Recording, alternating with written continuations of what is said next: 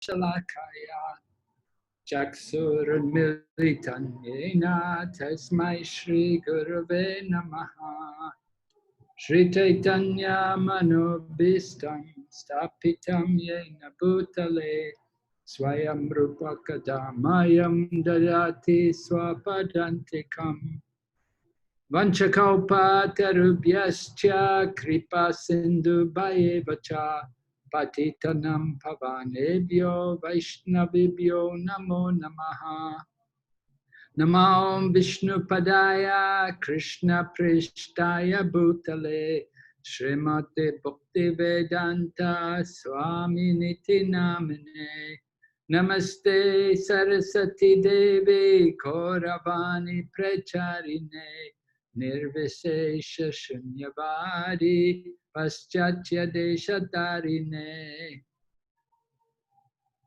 Jaya Shri Krishna Chaitanya Prabhu Nityananda Shri Advaita Gadadhar Shri Vasadi Gaur Bhaktavinda Hare Krishna Krishna Krishna Hare Hare Hare Rama Rama Rama Hare Hare.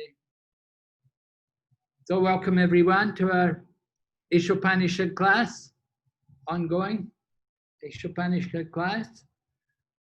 I wanted to begin this evening by taking up some interesting comments or questions which were raised last night at the end of the class. Maybe you heard one devotee was saying how some people say, we only live once, so go and enjoy, go and have a good time. Have you heard this before? How many of you have heard this before? Raise your hands. No, don't just raise your hand, but you know, there's a thing on the computer, you know, on this Zoom, you raise your hand, and right? So how many hands have we got raised?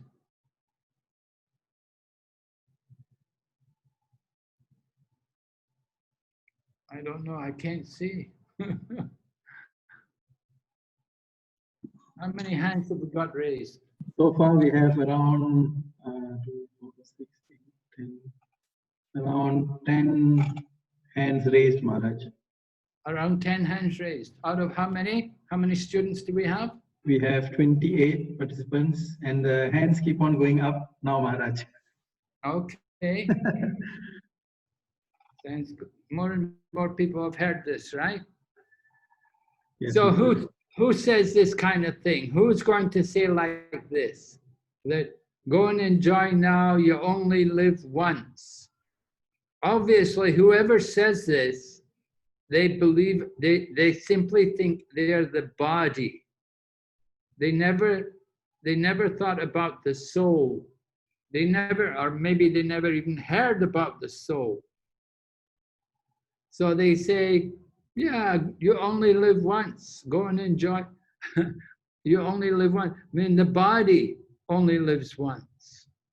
But for the soul, well, the soul takes many different bodies. So the kind of people who say like this, that you only live once, they're very materialistic, they're very much in the body consciousness. And when they say go and enjoy yourself, what are they talking about? What kind of enjoyment do they think there is? What do materialistic people do to enjoy? They eat horrible things. They drink horrible things. They do horrible things. You know, and they think this is enjoyment. So their enjoyment is actually it's an illusion of enjoyment. It's not real enjoyment. Or you could describe it to be, it's a very low level of enjoyment. Just like you could say, well, the pig is enjoying. You know, the pig is having a great time, isn't he? You know, the pig lives in the pigsty, and the farmer brings big buckets of pig food to him.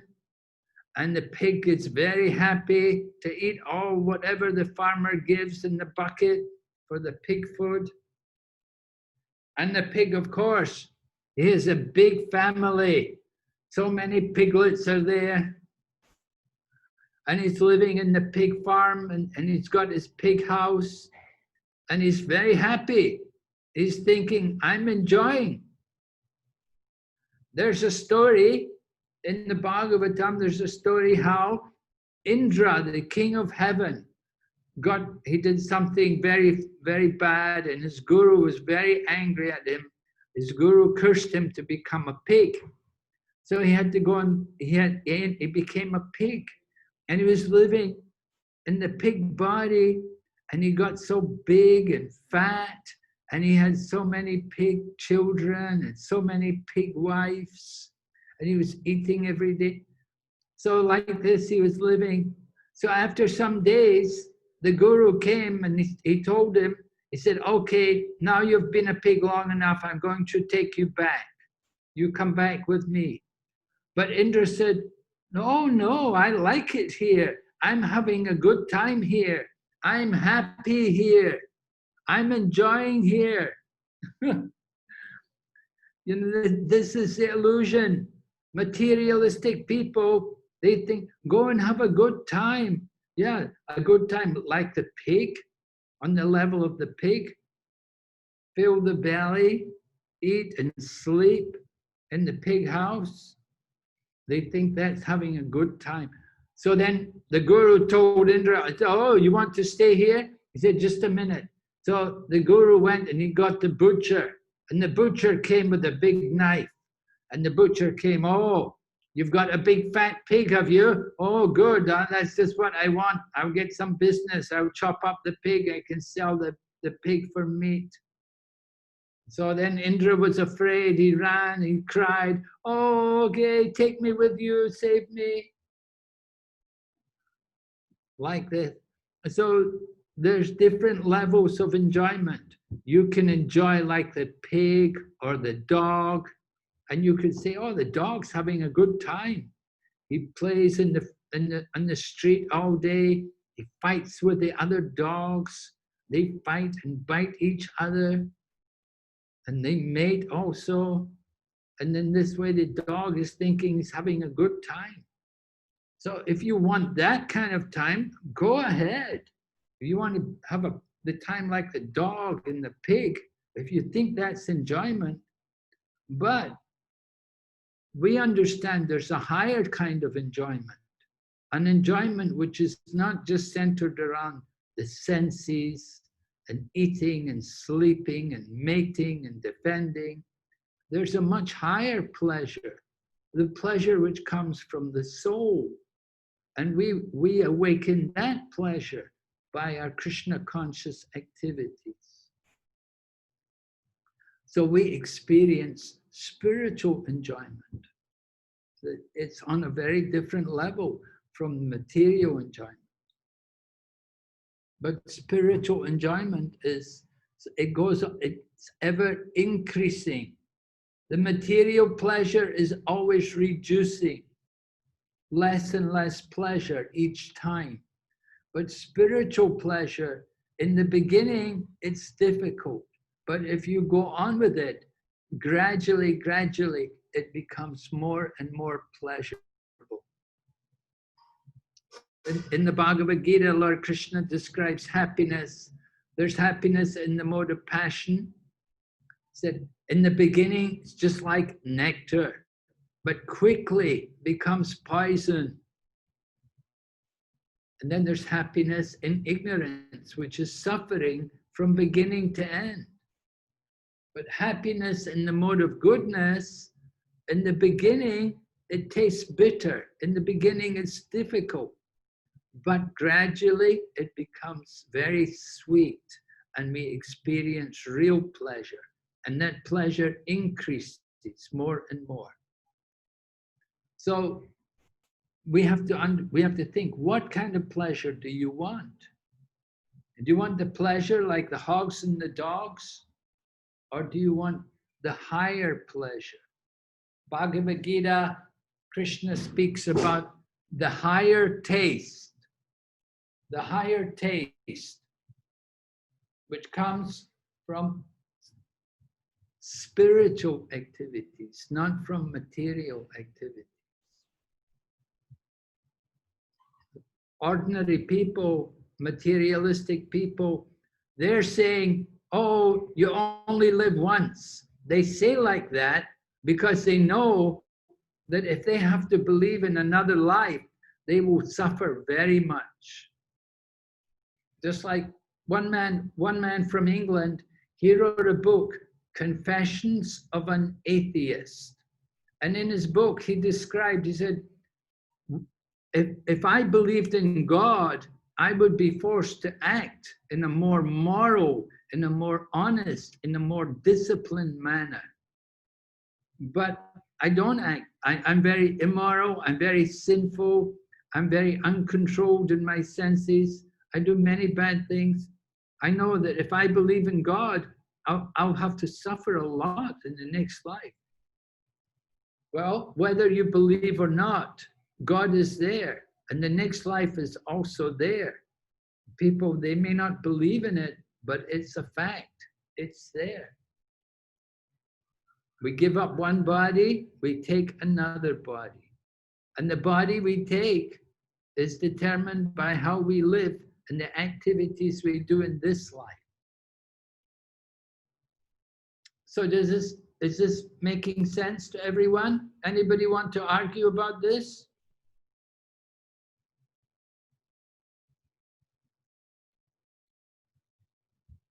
Is everyone hearing? Yes, Maharaj. Loud and clear. Yes, Maharaj. Yes, Maharaj. Yes, Maharaj. Okay. Yes, Maharaj. So I'm glad you're hearing. So this is how I would argue against this kind of thing. If someone says, oh, go and enjoy, you only live once. It is a very foolish thing to say. I think they need to read our book, The Science of Reincarnation, Coming Back, The Science of Reincarnation. You know, there's a lot of proof about reincarnation, that we do take birth again and again. Many scholars and researchers have come up with a lot of evidence to support the fact that reincarnation is a fact. It's a scientific law. Okay. Any question, anybody? No questions? No, Maharaj. No? Okay. Well, go ahead. Let me put on the screensaver. Okay, can you see the screen now? Yes, Maharaj. You can see it very clear. Yes.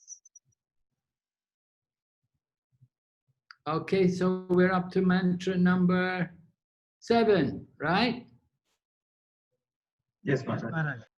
Rukmini Pati Prabhu, would you like to read the Sanskrit for us?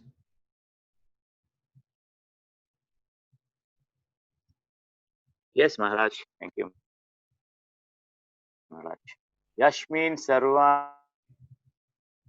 bhutani atmai va bhut vijanatha. No, you just read one line. Just read one line at a time.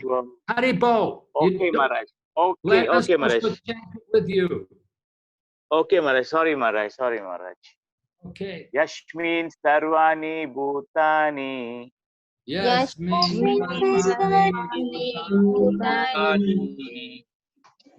atmaiva bhut vijanatha.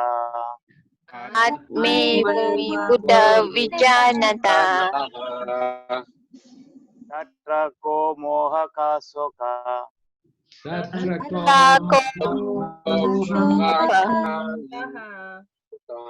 Ekatvam anupasyattaha.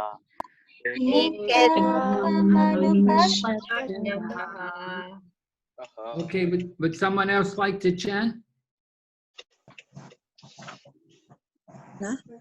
Maharaj, I would like to chant. Go ahead. Okay.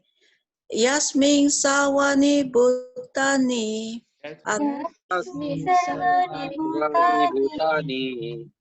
Atma Vabu Vijanataha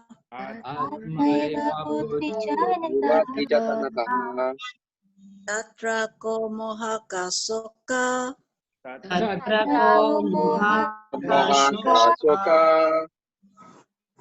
Ekatvam Anupashataha. Okay,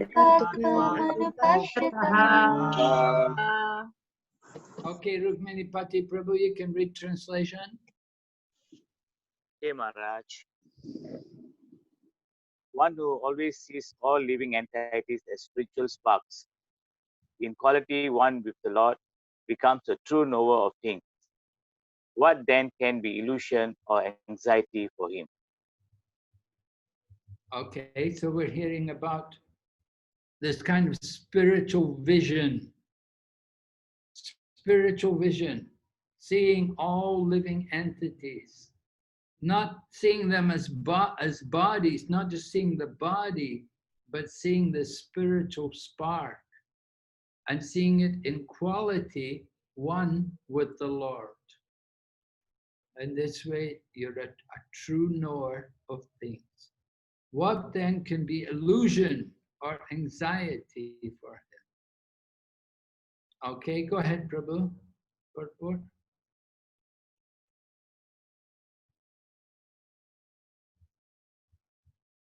Yes, Prabhu. Rukmini Pati, Prabhu. Oh, yes, Maharaj. Sorry, Maharaj. I just unmuted. Uh, except for the Madhyama Adhikari and Uttama Adhikari discussed above, no one can correctly see the spiritual position of a living being. The living entities are qualitatively one with the Supreme Lord, just as the sparks of a fire are qualitatively one with the fire. Yet sparks are not fire as far as quantity is concerned, for the quantity of heat and light present in the spark is not equal to that in fire.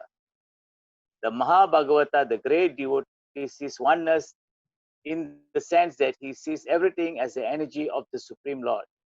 Since there is no difference between the energy and the energetic, there is the sense of oneness.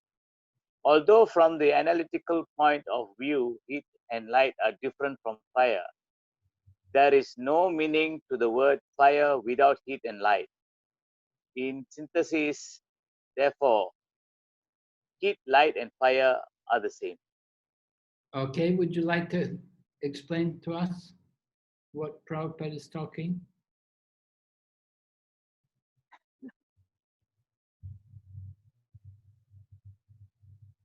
Maybe you can explain first of all, what is a Madhyam Adhikari and Uttama Adhikari?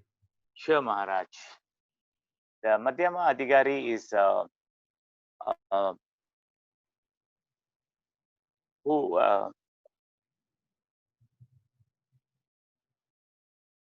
who can actually also argue with non-devotees and say the facts about Krishna consciousness or about spiritual life. And he is one step higher than the Kanista Adhikari and is one step lower than the Uttama Adhikari. What is the Kanista Adhikari? What is an Uttama Adhikari? I don't know. Kanista Adhikari is a neophyte, Maharaj, and Madhyama Adhikari is someone who knows better than the Kanista Adhikari on spiritual Vedas. And Uttama Adhikari is the highest who are liberated souls who sees everyone equally without differentiating them differently. Whereas the Madhyama Adhikari has not come to that stage yet. I'm just trying, Maharaj. Okay. So someone else like to tell us what is Kanishta Adhikari? How does he think? How does he view everything? Let's finish here. Yes. Kanishta Adhikari, they think that God is only present at temple. Okay. They think God's in the temple only. Yeah. And Kanishta Adhikari, they are quite materialistic. Okay. Whereas Madhyama Adhikari, they know how to differentiate between the four kinds of people: the Supreme Lord, the devotees, the innocent, and the atheist. How does the Madhyam Adhikari relate to these different people?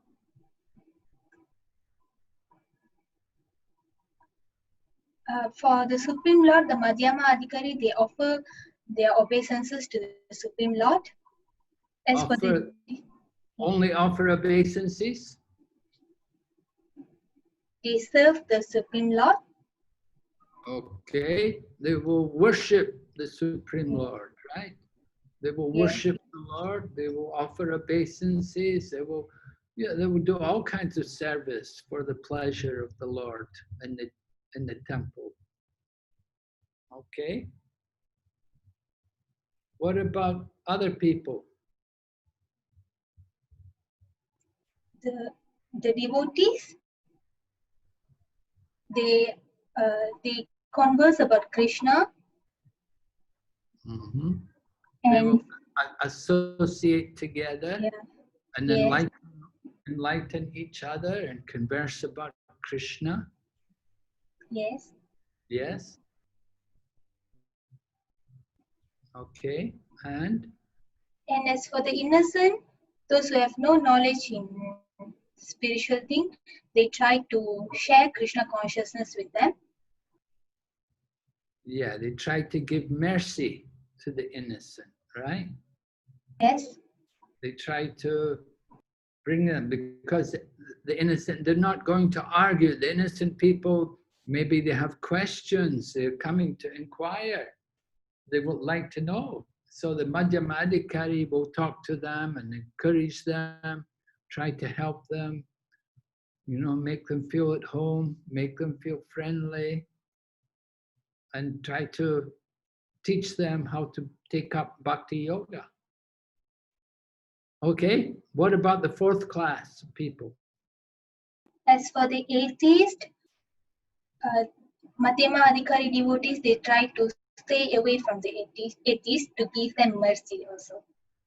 Yes, they neglect them, right? Why? Because when we are around the atheists will get angry when looking at the devotees. So the more they get angry, the more offenses they commit. Right. The more offenses they commit. So it's not good for them, right? To commit offenses. So better just leave them. And when they're ready, if maybe in the future, maybe they'll come. So what about these Kanishta people? What is their nature? They see God in the temple. What can you say anything about their behavior? They do not know how to differentiate between devotees and non-devotees. Yes. And they also quarrel. They often argue and quarrel with one another.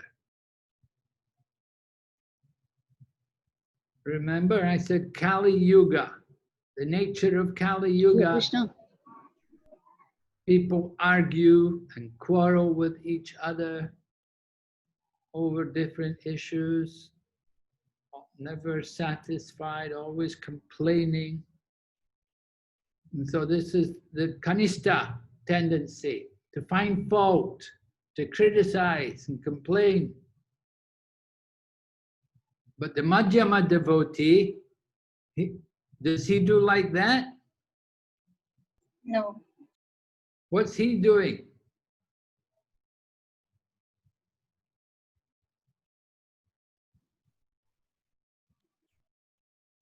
What does the Madhyam devotee do? talk to devotees, make friends with them. Yeah, have friendly dealings with the devotees, and they preach. They go for preaching.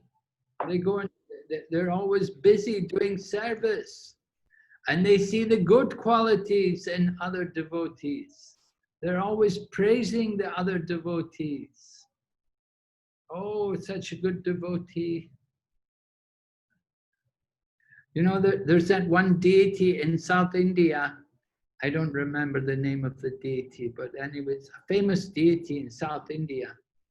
So the pujari was there, and the pujari was talking to the deity. So there was this other devotee. He wanted to know who his guru was. So he asked the pujari to ask the deity. So the deity, he spoke to the deity, and the deity told him who his guru should be. But then there was another devotee, he also wanted to know. So this time the deity said, no, you cannot get a guru because you have not served the devotees yet. When you serve the devotees, then you'll get the guru. First you have to serve the devotees. So when the devotee heard that, then he was very, very concerned how to serve the devotees. So he was trying to serve devotees, and devotees would say, no, no, no, no, don't serve me. No, no, I'm not taking service. No, no, you're a good devotee. You cannot serve me. All the devotees were so humble, they didn't want to take service from him. So he had to go far away.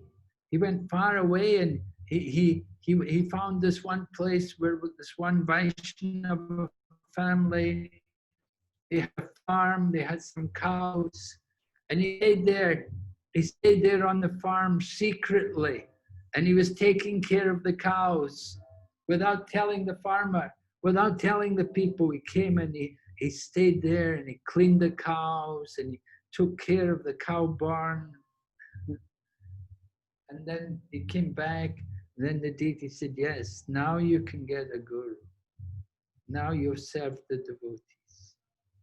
So giving service to the devotees, very important. So Madhyama devotees, they like that. They have a service mood. They like to do service. They like to preach. They like to do kirtan. They like to hear about Krishna, to talk about Krishna. They're always busy in Krishna's service. Kanista is also doing good. He's in the temple. He's worshipping the deity. But you know, he's not so much respectful to devotees yet. He hasn't got a lot of respect to devotees.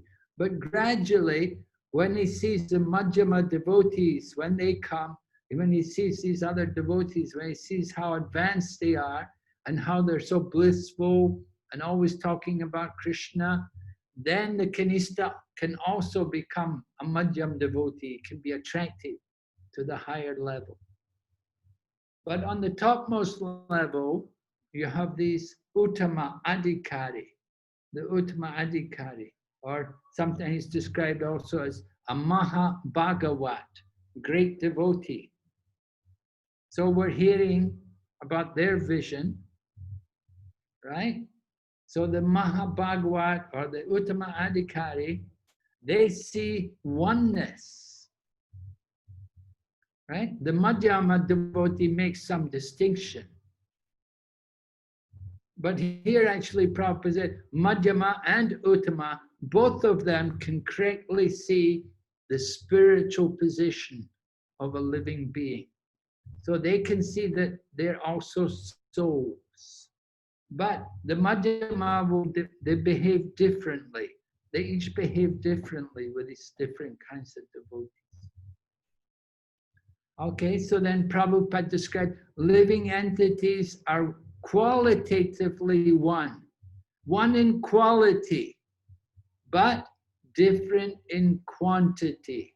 The example was given just that sparks of a fire are qualitatively one with the fire. The spark is one in quality. The spark has heat and light, just like the fire, but different in quantity. So sparks are not equal to the fire, and very different in quantity. For the quantity of heat and light, it's not equal. So then the Mahabhagavat devotee sees oneness in the sense that everything is the energy of the Lord.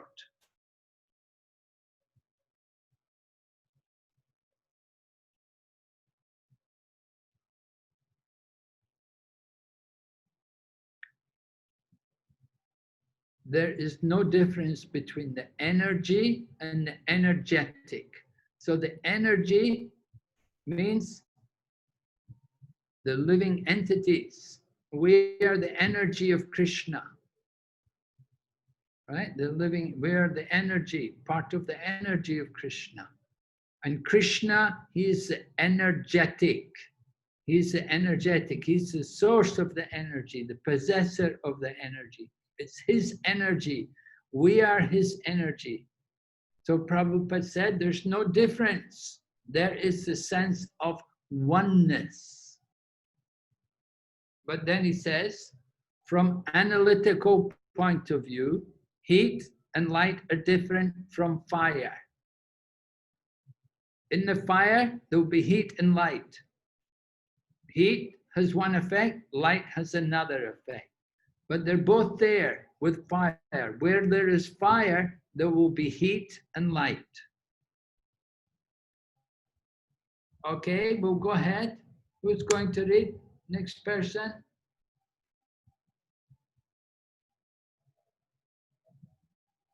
Another Prabhu can read? Another man? Hare Krishna Maharaj, I read. What's your name, Prabhu? Suryanga Chaitanya. Okay, Prabhu, please read. In this mantra, the words Ekatvam Anupashyata indicate that one should see the unity of all living entities from the viewpoint of the revealed scriptures. The individual sparks of the Supreme Whole possess almost 80% of the known qualities of the whole, but they are not quantitatively equal to the Supreme Lord. These qualities are present in minute quantity, for the living entity is but a minute part and parcel of the Supreme Whole. To use another example, the quantity of salt present in a drop of seawater is never comparable to the quantity of salt present in the complete ocean.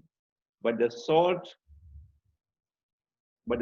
present in the if the individual living being are equal to the Supreme Lord, both qualitatively and quantitatively, there would be no question of his being under the influence of the material energy. In the previous mantras, it has already been discussed that no living being, not even the powerful demigods, can surpass the Supreme Being in any respect. Therefore, Ekatvam does not mean that a living being is equal to the Supreme Lord in all respects. It does, however, indicate that in a broader sense, there is one interest, just as in a family, the interest of all members is one, or in the nation, the national interest is one, although there are many different individual citizens. Since the living entities are all members of the same Supreme Family, their interests and that of the Supreme Being are not different. Every living being is the son of the Supreme Being. As stated in the Bhagavad Gita, all living creatures throughout the universe, including birds, reptiles, ants, aquatics, trees, and so on, are emanations of the marginal potency of the Supreme Lord. Therefore, all of them belong to the family of the Supreme Being. There's no clash of interest. Thank you, Prabhu. Yeah, a long paragraph there. Let's go over it again. Okay. Oh, so the important term, ekatvam anupashyataha. Ekatvam anupashyataha. Let's see the word meaning in the mantra, how Prabhupada explains it. Ekatvam, oneness in quality. Anupashyataha, of one who sees through authority, or one who sees constantly like that. So in other words, ekatvam anupashyataha means one who always sees everything in quality one with the Lord, right? Sees all living entities in quality one with the Lord, as described there. Ekatvam anupashyataha. So, Prabhupada explains, this indicates that one should see the unity, the oneness in quality of all living entities from the viewpoint of the scriptures. You know, in the material world, we have things like United Nations, trying to bring all the nations together. But there's always so many arguments and wars, threats of fighting and wars going on. So United Nations, it's really, it's a failure. So we have to see the oneness of the creation from the viewpoint of the scriptures, guided by the scriptures. So not that we're all equal, but one in the sense that quality-wise, different in quantity.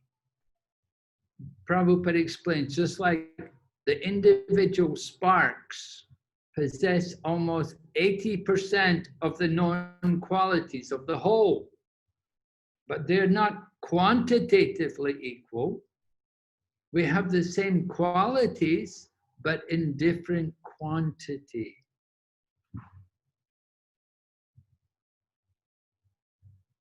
So this 80% is derived from, when you study Nectar of Devotion, in the Nectar of Devotion, there are a list of some 64 different qualities of Krishna. So Krishna, of course, Krishna has unlimited qualities, but for the sake of understanding Krishna, they've described 64 qualities of Krishna. So out of these 64 qualities, the living entities up to Brahma, in their most perfect condition, we can have 50 out of the 64 qualities. So 50 out of 64 means almost 80%. So that's where this almost 80% comes from. It's the analysis of these qualities, because there are certain qualities, although there's 64 qualities, we don't have all the qualities, but we can have almost 80% of the qualities, right? And then also, we won't have them in the same quantity. So we're just like little sparks compared to the fire. The fire has so much heat and light. One spark only has a little bit of heat and light. So quality-wise, we have almost 80% of the qualities. And quantity-wise, we're very small compared to Krishna. So these qualities are present in us in minute quantity, right? We're very small. The living entity is a minute part and parcel of the whole. Remember the size of the spirit soul? How big is the spirit soul? Who knows? What's the 1,000 times. 1/10,000 or tip of the hair. 1/10 Yeah, 1/10,000th of the tip of the hair. So very small, very minute compared to, and then the other example, the quantity of salt present in a drop of seawater and the quantity of salt in the ocean. A big difference. The salt present in the drop it's the same in quality. The salt is the same, but it's in a very different quantity. So this is how we compare to the Lord. The Lord is like the ocean, we're like the tiny drop of water. Therefore, ekatvam does not mean that a living being is equal to the Lord. It does, however, indicate that in a broader sense, there is one interest. Just as in a family, the interest of the members is one. If the family is united, you know, the sons, the father and mother, and sisters, they're all concerned with the interest of the family. A joint family, right? They may all be working, you may have a working family. Nowadays, women also work, the sons work, the daughters can work. So they're all working to help the family, to benefit the family. So their interest is one. They have the common interest. In the same way, Krishna is the supreme being. And he's like the father of all of us. We're all like the children. So we all have to work together, the same interest with the Father. In the Christian Bible, they also talk like that. Jesus said, I and the Father are one. So in that sense, Jesus is saying he has a father. He's saying he's not God. You know, some people try to tell us Jesus is God, but Jesus never said he is God. In fact, he said, when they tried to tell me that he's God, they said, Jesus said, I and the Father are one. But that doesn't mean that he is God. That doesn't mean that the Son and the Father are the same. But they have the common interest. They have the same concern. So the same way Jesus said, I and the Father are one, he has the interest, the same concern as the Father. Just like when Krishna comes in this world, he comes to deliver people, to help the devotee, to save the devotees, to deliver them. So in the same way, the devotees, the pure devotees,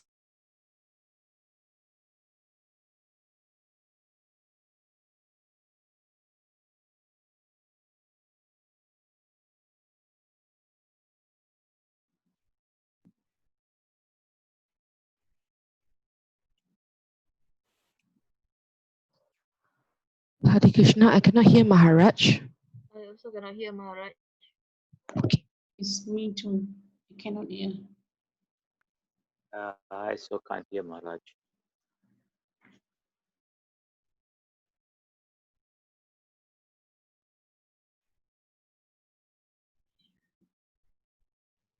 Hare Krishna, can you hear me now?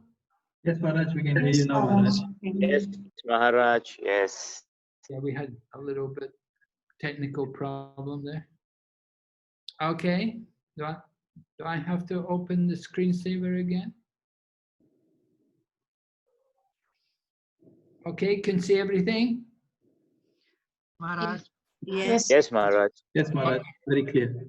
So as stated in Bhagavad Gita, Krishna is describing as in all the different living entities, the birds, the reptiles, the ants, aquatics, the trees, so on. They're emanations of the marginal potency of the Lord. Remember, we talked, there's the internal potency, the external potency, and the marginal potency. Internal potency is the spiritual potency. External is the material potency. And the marginal potency is the living entities. So all of them belong to the family of the Supreme Being.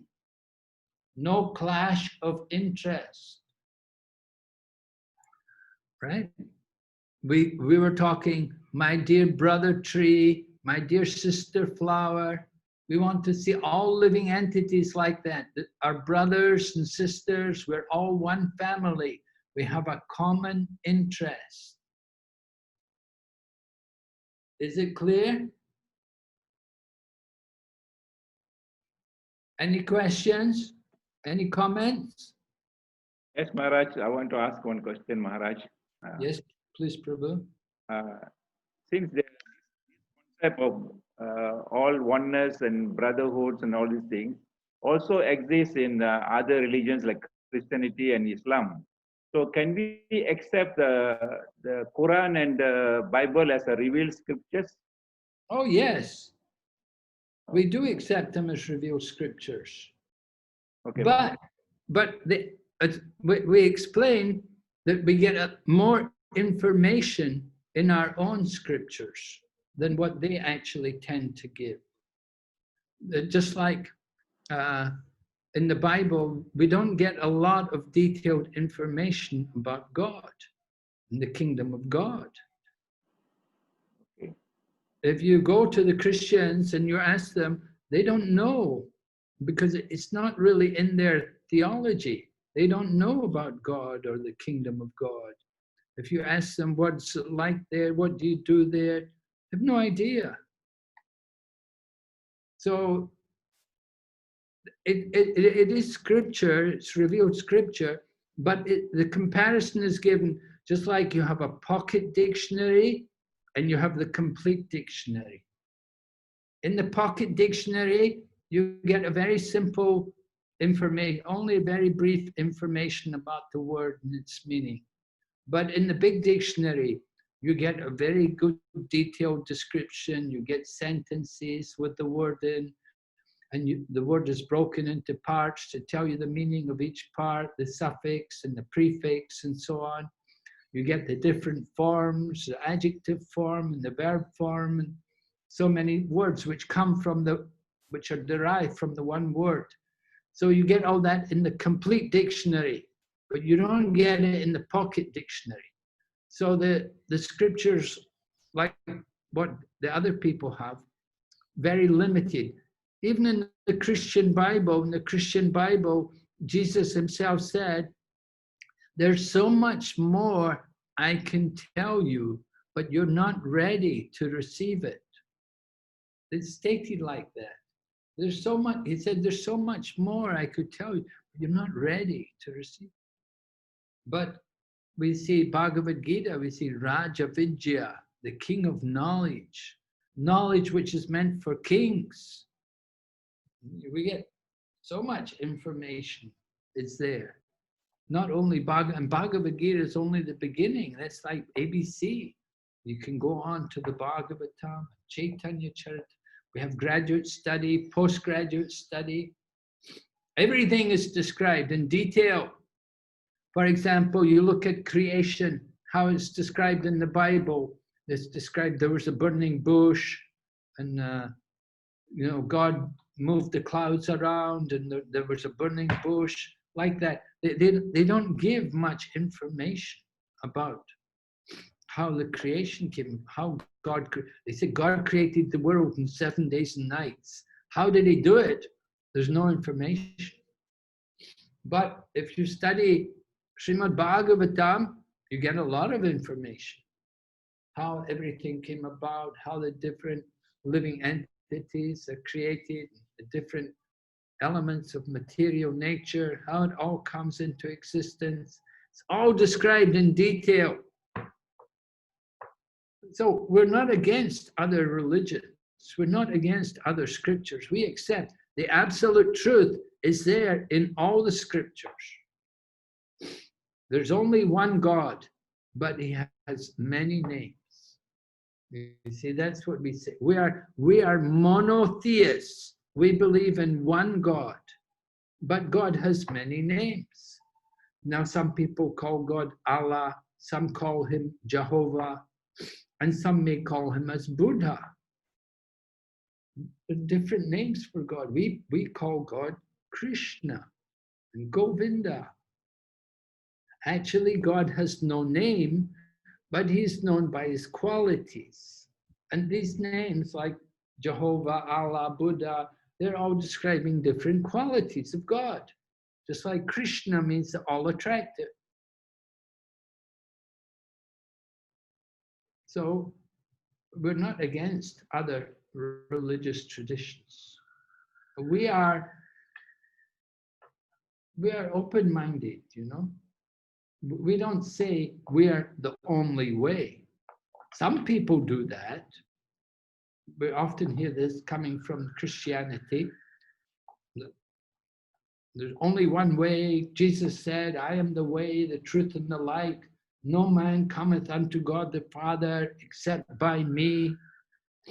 Okay, that's their philosophy. But we have also our teachings. Is it clear? Yes, Maharaj. Thank you, Maharaj. Any other questions? Anyone? No questions? If you like, you can type them in, or you can speak. If you don't like to speak, you can type it up and put it on the chat. Okay, we'll go ahead. Spiritual entities. Who can read now? Mataji, one Mataji.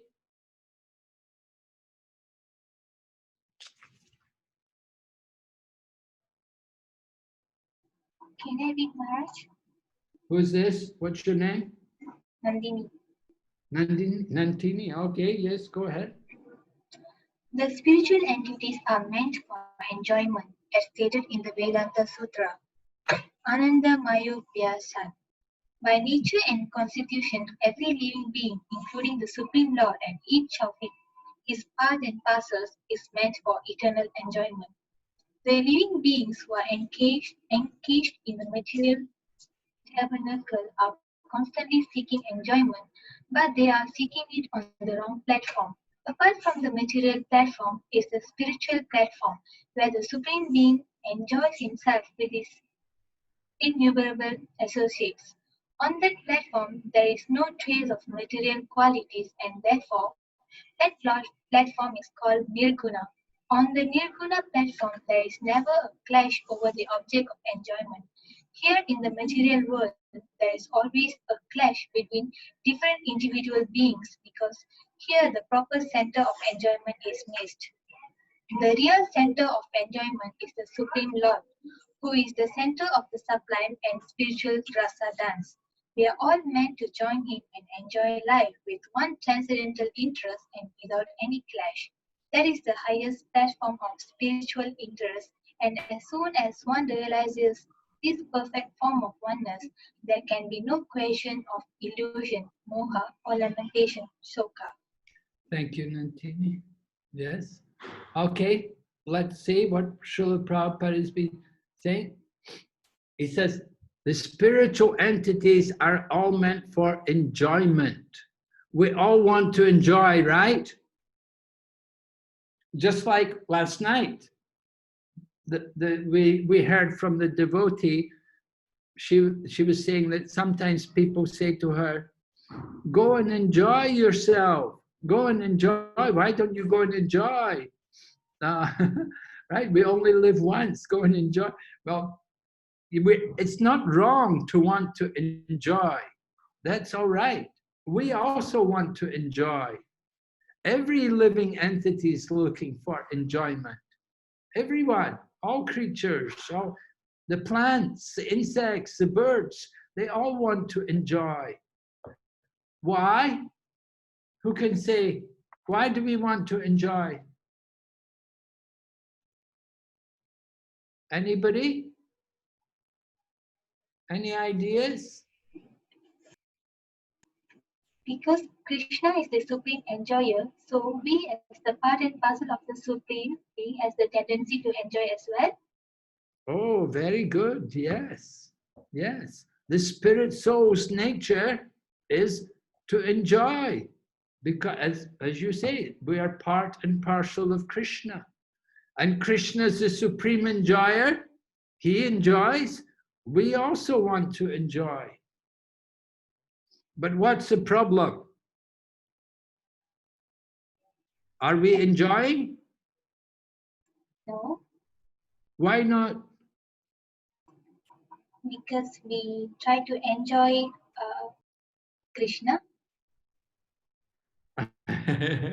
Well, not exactly. What are we trying to do? We are trying to enjoy on the wrong platform, right? We are looking for the enjoyment on the bodily platform, right? So how do we enjoy on the body? What do we do?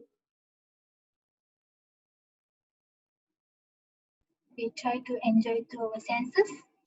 Yes, what do the senses do? What do you do with your senses? What are the four activities? Eating, sleeping, meeting, and defending. Right, that's our enjoyment. Everyone, we're all trying to enjoy through these things. People going at night, driving in their cars, where are they going? They're going to eat, they're going to drink, they're going to sleep, they're going to mate, like that. These things, they're looking for pleasure. Now, it's not wrong to look for pleasure, but they're trying to find the pleasure in the wrong way. It's like you want to get some water, you don't go to the desert when you want some water, when you're thirsty. Why go to the desert? You have to get water in the proper place. So this is a problem. People are trying to enjoy in the wrong way. They're looking for the pleasure on the platform of the body. But we're not the body. We give the example, you take a fish out of water, right? You take a fish out of water and you put it in the hotel and you give it a nice room in the hotel. You give it air conditioning and you give it cigars and you bring some food and drinks, bring a beautiful girl and everything. Will the fish be happy? The fish will say, just put me back in the sea. Just let me get back in the sea. The same way, we're trying to enjoy, we're making many arrangements, trying to enjoy this body. But the enjoyment is very less, it's very limited, very small, and very temporary. I don't know, I tried to enjoy, I couldn't find happiness out there. I don't know, if you can find happiness, you're better than me. I couldn't see any happiness out there. And I found a lot of other people also disappointed, unable to find happiness. I was giving class this morning, and one young lady, she's a doctor in Delhi, and she was taking the course, and she was telling me also the same thing, that she was trying to get happiness, and she was trying to please her mother and father. You know, she studied medicine, she became a doctor and everything. So, but what was the happiness? The happiness was so insignificant. The happiness, she said, was like a drop of water in the desert.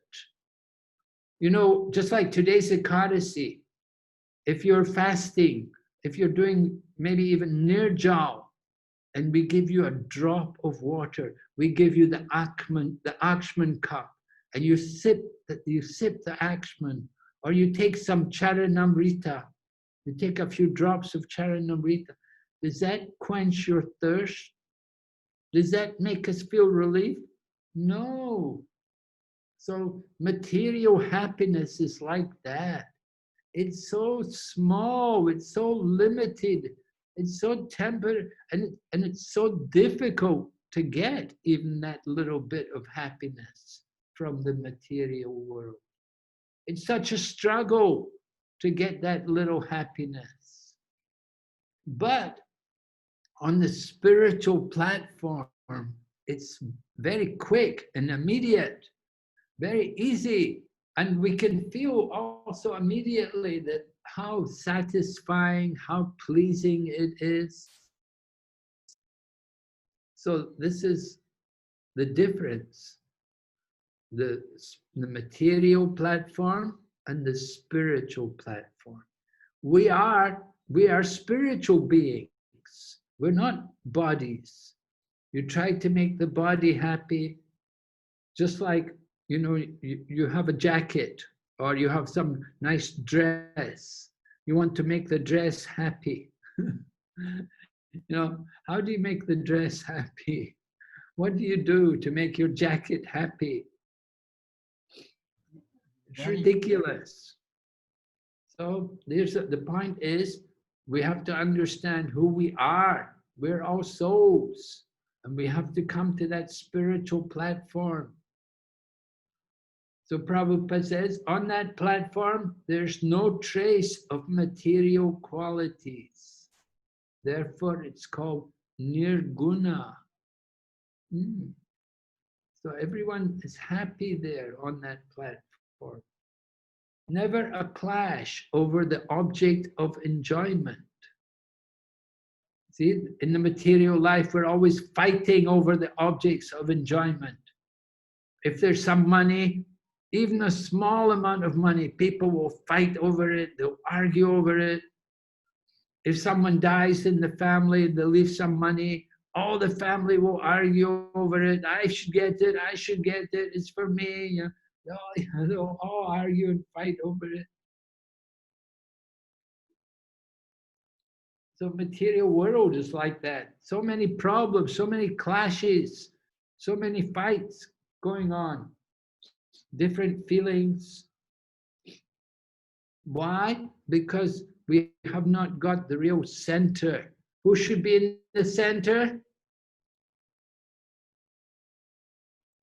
Who should be in the center? Krishna. Krishna is in the Krishna. Yes. The center is Krishna Maharaj. Krishna. Yeah, the center. When Krishna is in the center, then Prabhupada said, this is sublime, this is the spiritual rasa dance. We can take part in Krishna's party, the rasa dance. And we can join him and enjoy life there. Krishna expands himself to keep all the gopis happy. All the gopis are happy dancing with Krishna, no clash. So that is the highest platform. As soon as one realizes this perfect form of oneness, there can be no question of illusion or lamentation. The material world is all like that. It's all lamenting. I didn't get, he got, I didn't get. An illusion. What I want to get. What I should get. Oh, so many problems. Okay, we'll go ahead. Next person can read. How about Madhuri Tulsi Mataji, are you here today? Yes, Maharaj, I'm here. Oh, good. Can you read for us again, please? But I don't know where we stopped. I'm sorry. A godless civilization arises from illusion. Oh, okay, sure. A godless civilization arises from illusion, and the results of such a civilization is lamentation. A godless civilization, such as that sponsored by the modern politicians, is always full of anxieties because it may be crushed at any moment. That is the law of nature, as stated in Bhagavad Gita, chapter 7, text 14.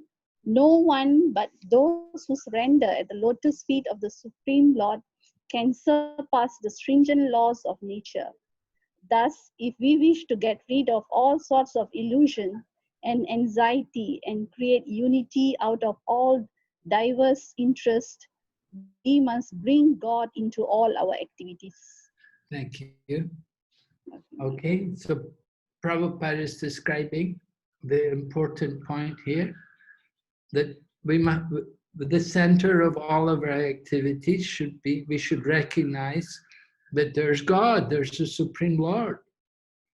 Now, some people don't believe in God. They say, oh, come on, where is this God? What are we going to say? Have you got any arguments to prove the existence of God? Madhuri Tulsi Mataji, what do you say to people like that? I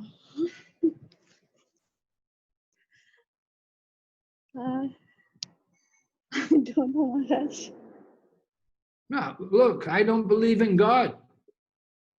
You never saw God. Why you believe in him? Yeah, we can tell them how the planets and everything, the universe is arranged so nicely. You know, we can prove that to them. Okay. Yeah. Yeah. Some perfection in Krishna's creations. Yeah. How do you see where is the perfection? Just the planets rotating only? So many things. For example, in science, Maharaj, we can see that like for respiration, we use oxygen and we give out carbon dioxide, and this carbon dioxide is used by the plants and they give out oxygen. It's like a cycle, which is a beautiful arrangement of the Lord for our sustenance. Very good, yes. Very nice. Nice, so many nice examples, good. Yes, we see everything is provided, nice arrangements. We breathe out something else and the trees breathe it, take it in and breathe out something else. Okay, very good. Anybody else like to say anything? How do you convince people about God?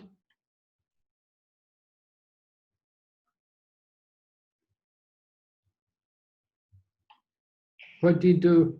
Just like, you know, you have a car. Remember the story about, is it Isaac Newton? Isaac Newton, and he believed in God, and he had a friend who didn't believe in God. So one day, this Isaac Newton, he built a model of the universe. And so when his friend came and saw the model, he said, oh, this is very nice. And then he said, who made it? What did Isaac Newton say?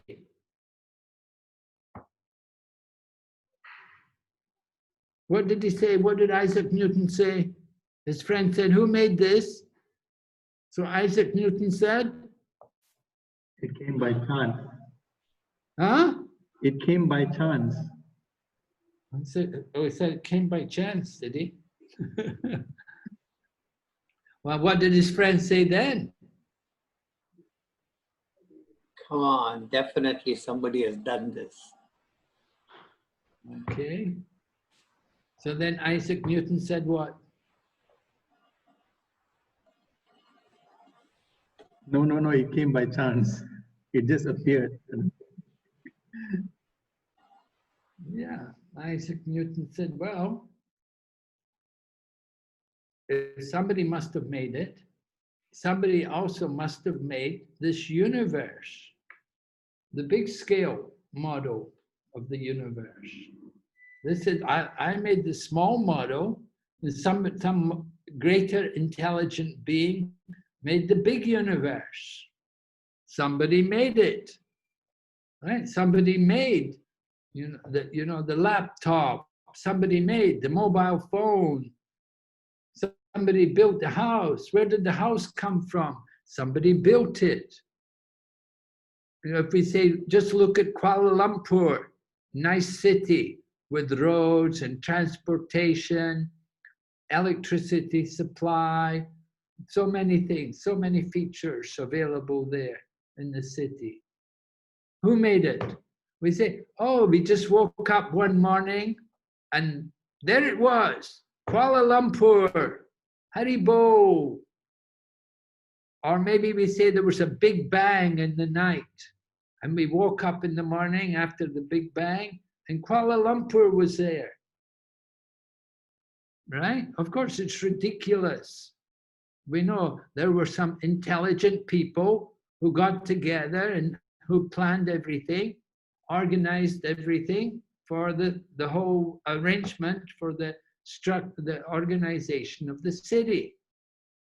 And so in the same way, on the big scale, behind the universe, there was some intelligent beings who arranged everything, who organized everything. So there's no such thing as chance. That is illusion. People say, oh, it's just chance. What chance? There is no such thing as chance. There's a reason behind everything. So we have to understand these things. So Prabhupada is pointing out, if it's a godless civilization, then there's just going to be anxiety all the time. There's just anxiety because we don't know what's going to happen. We don't know where we're going to go. It's so unstable, unpredictable. We don't know anything. We don't know what to do. We don't know who to turn to. But when we have a God-conscious society, then the people can be actually peaceful and they can be happy. So Prabhupada said, if we want to get rid of this illusion and anxiety, there has to be this unity of all our different interests. We have to bring God, we have to bring Krishna into the center of all of our activities. Very important. This mood is creating a harmonious atmosphere, unity of all the different interests. Somebody said somebody's interest is in farming, somebody's interest is in business, somebody's interest is in politics. All different interests are there, but the center of all of these things has to be Krishna. There has to be God in the center. Without God consciousness, then it's just animal consciousness. The animals are always in anxiety. They're always afraid when somebody coming to kill me. That's the material world. We'll go ahead. Next person, the results. Who would like to read? I would like to read, Maharaj. Mary? The results of our activities must be used to serve the interests of the Lord and not for any other purpose. Only by serving the Lord's interests can we perceive the Atma Bhuta interest mentioned herein. The Atma Bhuta interest mentioned in this mantra and the Brahma Bhuta interest mentioned in the Bhagavad Gita are one and the same. The Supreme Atma or Soul is the Lord Himself, and the minor Atma is the living entity. The Supreme Atma or Para Atma alone maintains all the individual minor beings. For the Supreme Lord wants to derive pleasure out of their affection.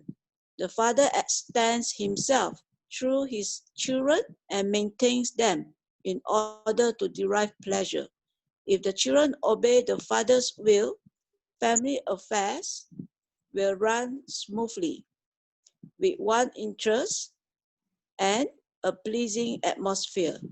The same situation is transcendentally arranged in the absolute family of the Para-Brahman, the Supreme Spirit. Okay.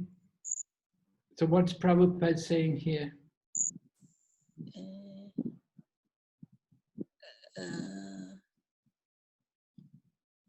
That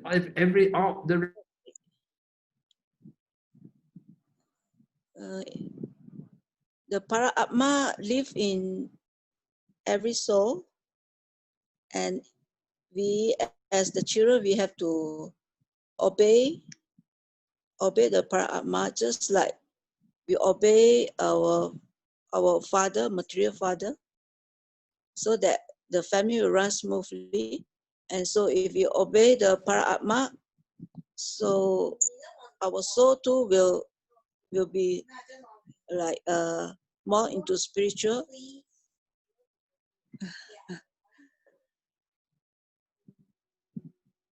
Yeah, that's all my understanding. Eh?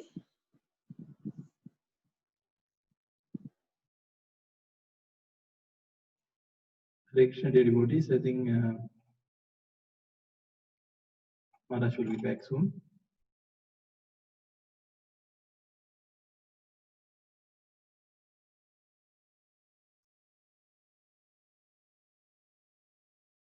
இதெல்லாம் ஆளுங்களா me?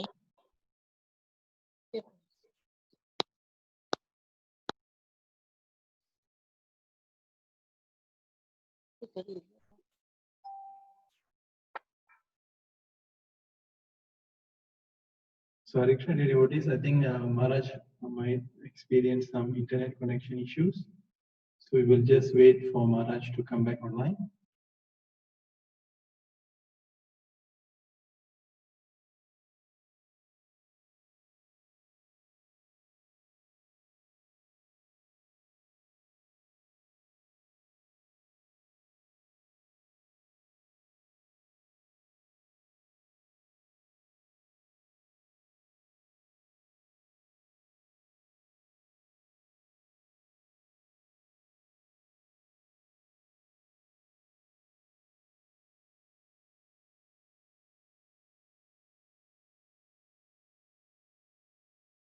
So that one Supreme Lord, Paramatma, he's in the hearts of everyone, maintaining everyone. He wants to derive pleasure from our love, from our affection.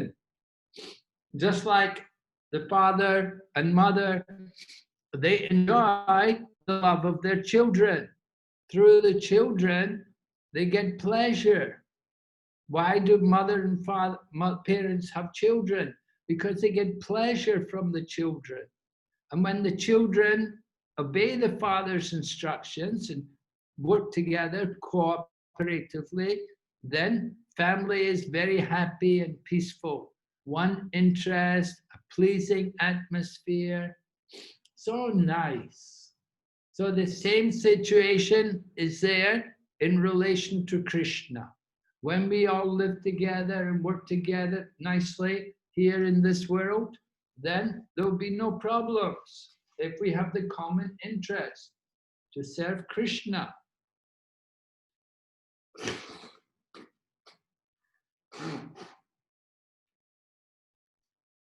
Okay, so we have to finish here. This last paragraph, is it the last paragraph? Yeah, last paragraph. Who would like to read? Maybe Kundalata Mataji, Kundalata Radha. Hare Krishna Maharaj. Yes, Maharaj. Thank you, Mataji. The Parabrahman is as much a person as the individual entities. Neither the Lord nor the living entities are impersonal. Such a transcendental personality are full of transcendental bliss, knowledge, and life eternal. That is the real position of the spiritual existence, and as soon as one is fully cognizant of this transcendental position, he at once surrender unto the lotus feet of the Supreme Being, Sri Krishna. But such a Mahatma or great soul is very rarely seen because such a transcendental realization is achieved only after many, many births. One is attained, however, there is no longer any illusion or lamentation or the miseries of material accidents of birth and death, which are all experiences our present life. That is the information we get from this mantra of Śrī Īśopaniṣad. Thank you. Thank you very much, Kundalata Radha Mataji. Oh, okay, so wait, let me go back here. So the Parabrahman is a person. Krishna is a person, right? The Supreme Lord is a person, just as we are persons. But we're very tiny, we're very small and insignificant. He's very great. So neither the Lord and the living entities are impersonal. Of course, Krishna, we could say, well, he's both personal and impersonal. Such personalities are full of eternity, knowledge, and bliss. Satchidananda, right? This is the real position of spiritual existence. As soon as we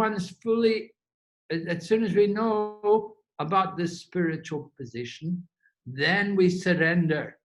When we hear about the spiritual world and we hear about the relationship with Krishna and the pleasure that devotees get, we want it because we want to enjoy. So we surrender to Krishna. But Prabhupada then goes on, Prabhupada quotes from the Bhagavad Gita, he said, such a Mahatma is very rare.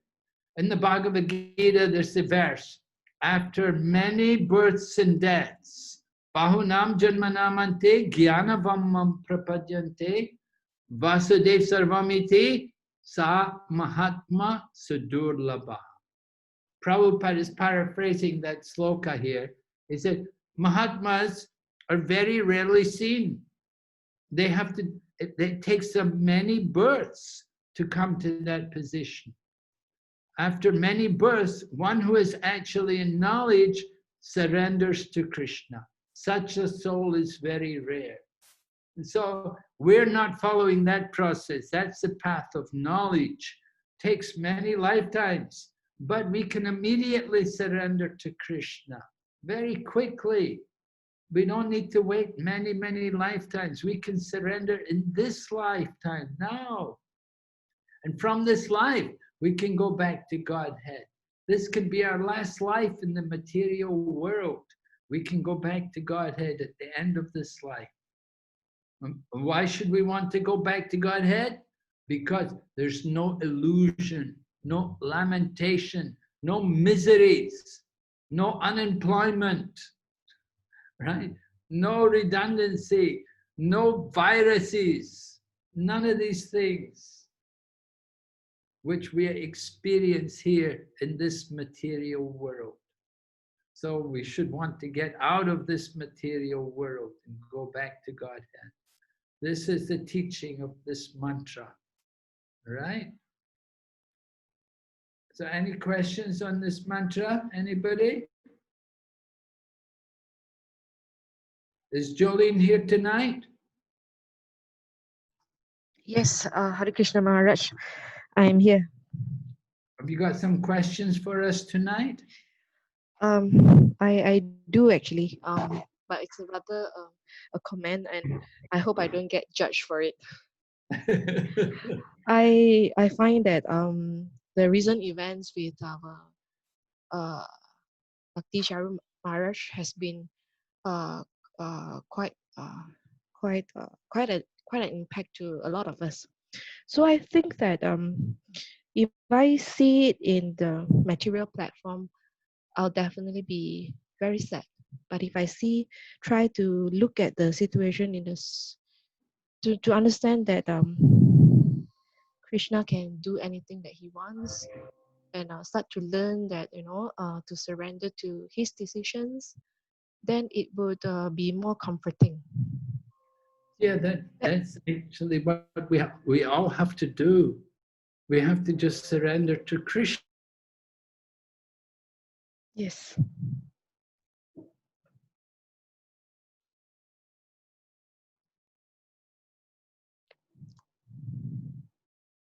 I'm sure I'm not the only one who who feels the same, but it's surprising that yeah. Thanks, Maharaj.